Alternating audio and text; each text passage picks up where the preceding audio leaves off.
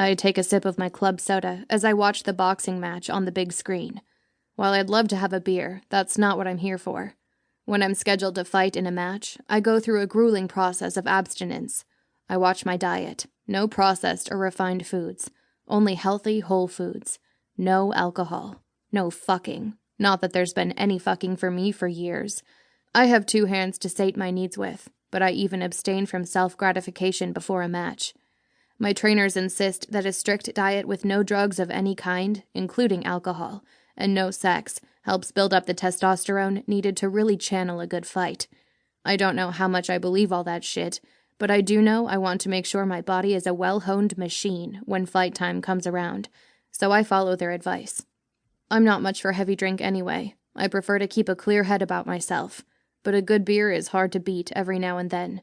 After this match, I'll have me one, I silently promise myself as I take another swig of the soda.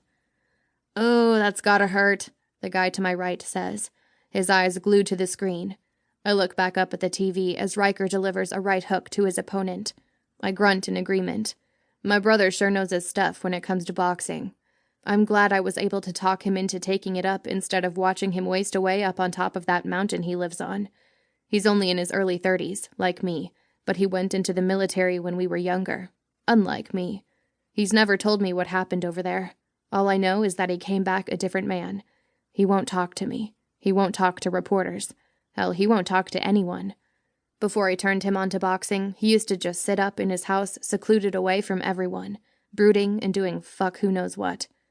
He's got a lot of rage in him. Anyone can tell that by watching him box. You don't box the way he does without having something to work out.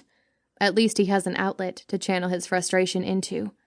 I like a good boxing match too, but my strengths lie in MMA. I like the variety. I like the combativeness of it.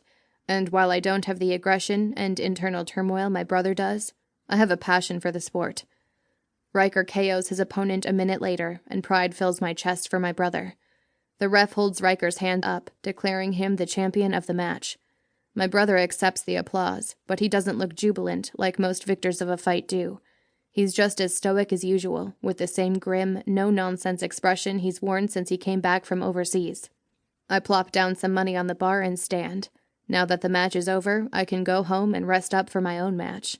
I'm mentally calculating the time difference between my brother and me so that I can figure out when to give him a call to congratulate him on his latest win when I turn around and stop dead in my tracks. My eyes light on a mass of fiery red hair that tumbles down a slender back. Those red locks almost touch the top of the woman's ass, and I stare at them, mesmerized. The locks are full and wild, curling out every which way.